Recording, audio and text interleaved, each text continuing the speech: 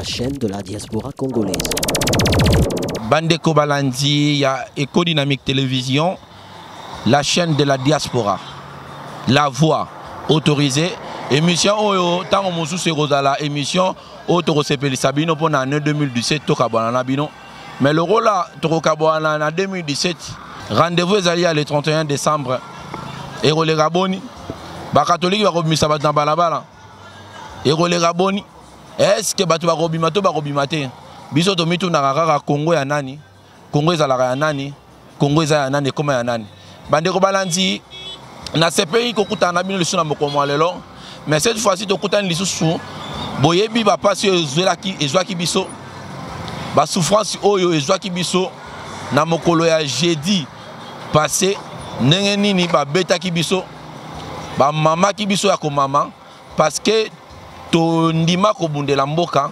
Tondima koloba bosolo, tondima koloba vérité yango nde tozwaki ba pasi wana malgré tozo sala yango boye, malgré tozo présenter émission oyo na pasi na nzoto parce que eza makamba mboka to sala koboni et sengeli toya to sala soki musala et sengi biso parce que Congo eza ya moto te ganki moko ta ko bima na coin na yaloba ke Congo eza ya ye parce que biso to yebi Congo eza ya peuple yango to tuna ka bango Congo ngo eza ya nani? Congo ya nani et comment ya nani nana bimia nango pomba nana lingi akomisa Congo lokola lupangu na ye a gérer ngo ndenga lingi. Merci na ba téléspectateurs nyonso bazolanda biso toye lelo na envol na siège ya alternance pour la République pona kozwa activité oyo ekoleka lelo bakoloba nini ngai na yo toyebi te.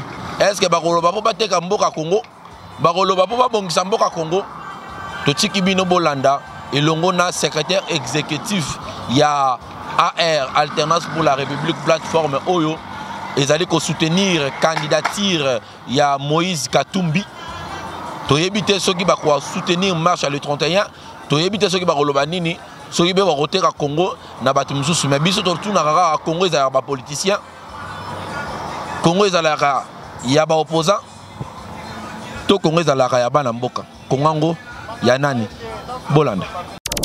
OD Télévision, la chaîne de la diaspora congolaise. Avant Noël 2024.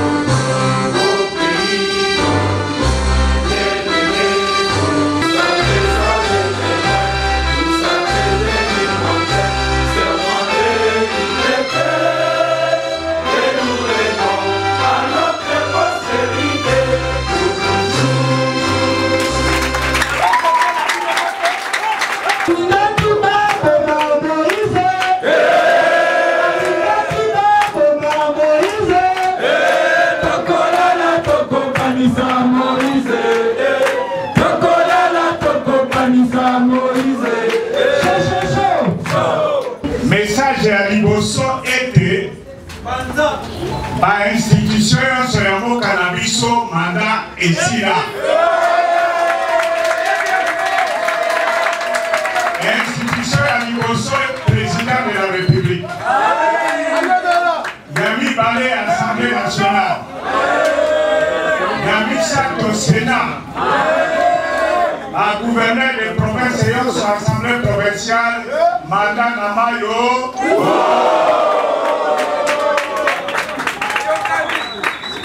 Tangoye Baki Pekaka et Koti, Yango Ana, Boyokati Dialogue et Apojo.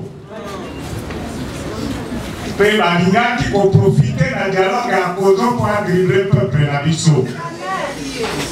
Pe Boyebi Tango Ngaipe. na église tomonaki ke lokuta elingi ya awa na moyibi toboyaki yango akomaki monsieur Kabila akomaki na kaka moyen ya koloka lisusu te parce que il le pèse aza na kati te église catholique baza na kati te MLC bazalaki na kati te biso na INC tokawai yende azwaki avion butu koti de la président ya conférence épiscopale oyokaka makambo ye Joseph Kabila alobi nakomi na kaka alobi atindi avion bakenozwa archevêque Utembi aya kosunga mpo okimi ekota na mboka basango baye mpe toyokani tosali accord wana balobi boye tokotouche la révision constitutionnelle te tosala référendum te Kabila ne peut plus se présenter comme candidat. Et puis, d'organiser l'élection. Mais en décembre, la Souka, il y a Bébissi Makambo. À quelle vitesse a désigné le premier ministre de Koko Manakata. Alors, les loyaux, à commis en Souka, aliaki malisusu asali loi na ndenge na ye oyo akoelimine possibilité ke bato bakoma badepute bapauvre bakoma badepute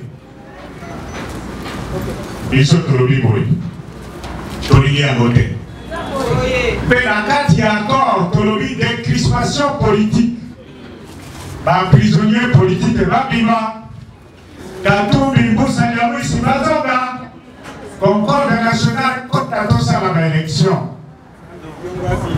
Frank Jong Jomi Dongala mais autolabiso na ndenge na ye Jean-Claude Muyambo bien sûr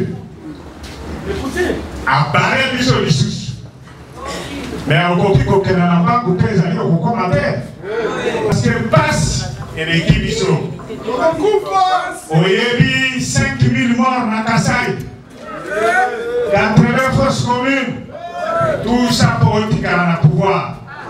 Mais, Bana Congo, passe l'équipe, Yago Anabiso, la meeting de la Montomogoji Nabiso, il faut tout ça la marche dans la Sambo. Combien d'animaux Kofi na motote aussi meloko ya motote koyokana nous sommes une opposition civilisée tokelaki na matadi lokwa biso kotoka bato te tozoki te ise trouble ezalaki kuna yango wana tosengi mpe mokonzi na biso Katumbi alobi ke biso nyonso bana Congo po tosukisa aventurisme ya pouvoir oyo oui, il doit arrouler l'Église catholique, arrouler l'opposition, arrouler la communauté internationale. Mais il y a un problème qui est arrouler. Il y a un Mokuse tobe na moraite. Biso yonso toke na la église yonso. Bana ya AR o bali boka. Ba mama, ba papa bilenge. Pour que tous soutenir l'action de l'Église comme un croyant, comme un patriote, sans déranger. Parce que cette démarche peut nous apporter le bonheur. Cette démarche peut apporter le changement dans notre pays. Et c'est une marche pacifique. Et puis la marche voyez, la bénédiction et la na kalisi solution éco-douama. Nous insistons aux alliés Koyo-Kamid.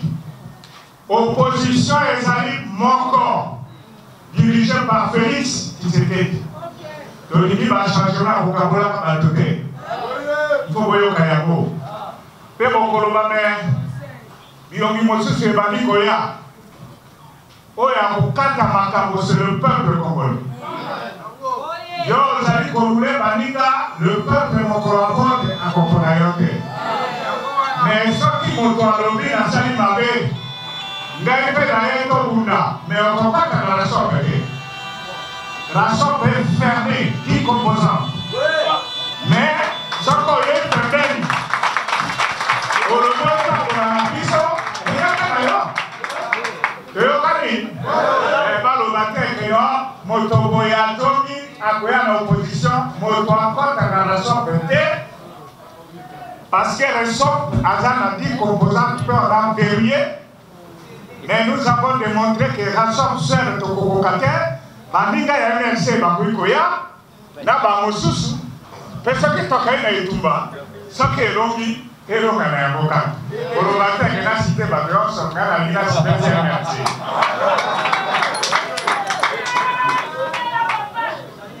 makambo ya kobena molai te tokata wana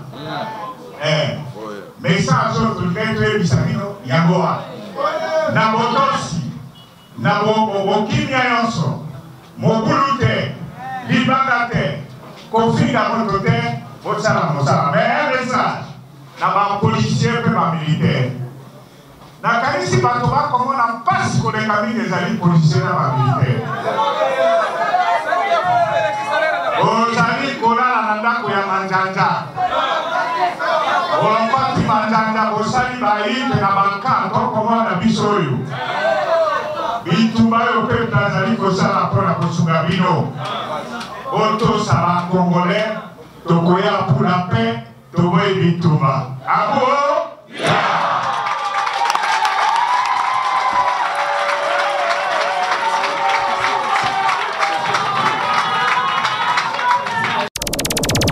Télévision, la chaîne de la diaspora congolaise. Moïse, Balimbaki Bafoma Moïse, Abako,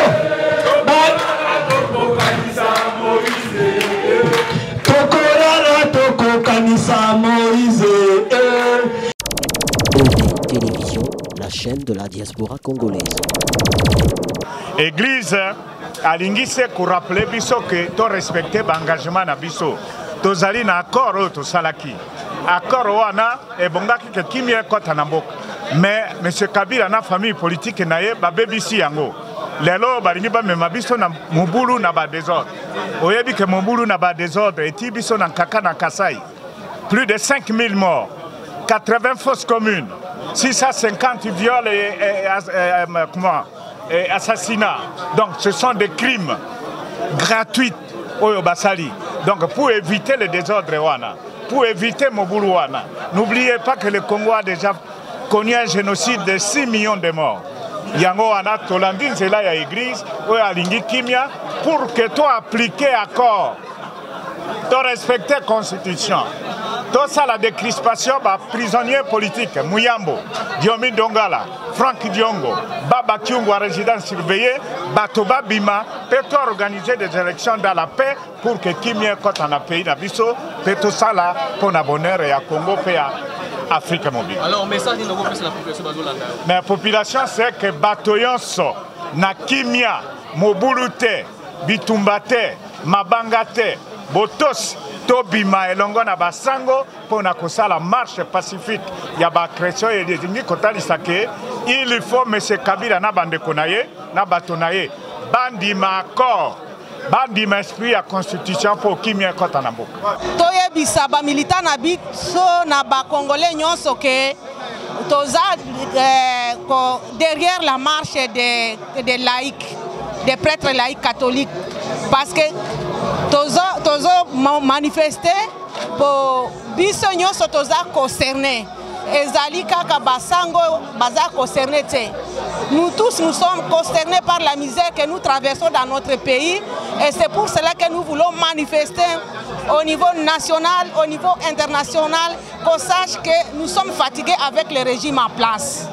Pensez-vous la marche à lobby Joseph Kabila a déstabilisé à Rokene? Oui, je le crois. Et je le crois. Parce qu'il a été mis là-bas, il a été élevé à dignité par notre Dieu. Et c'est Dieu qui connaît le sort de cet homme. Parce que c'est celui qui tient le cœur du roi entre ses mains. C'est à lui le sort de Kabila. Il a juré devant lui et devant le peuple congolais qu'il ne trahira jamais la Constitution. Et voilà qu'il a trahi la Constitution et voilà qu'il a trahi les accords. C'est pour cela que nous nous insurgeons contre toutes ces décisions et nous voulons qu'il puisse partir. Je voudrais dire à toute personne qui me suit maintenant que je suis là pour eux et nous devons nous battre dans la lutte commune pour l'accession de Katumbi au pouvoir. Nous sommes avec les militants ici. Les militants vont manifester. Ce sont des chrétiens qui nous soutiennent. Ils vont manifester. Ils sont aussi mécontents. Ils ne sont pas gérés dans ce pays comme on devrait gérer un peuple. Télévision, la chaîne de la diaspora congolaise. Merci Bandeko Balanji à Éco Dynamique Télévision. Boyo Kindengeni honorable Wanga Bertrand Oazali secrétaire exécutif ya Alternance pour la République Nenga Lobby. Alors biso Torolobanini a bengi peuple nyonso population nyonso bakita le 31 décembre 2017 c'est pour na réclamer départ ya Joseph Kabila. Merci Nabino nyonso bozala kebele. Bolanda qui biso à travers Éco Dynamique Télévision la voix, la chaîne de la diaspora congolaise. Bye, à la prochaine. Télévision, la chaîne de la diaspora congolaise.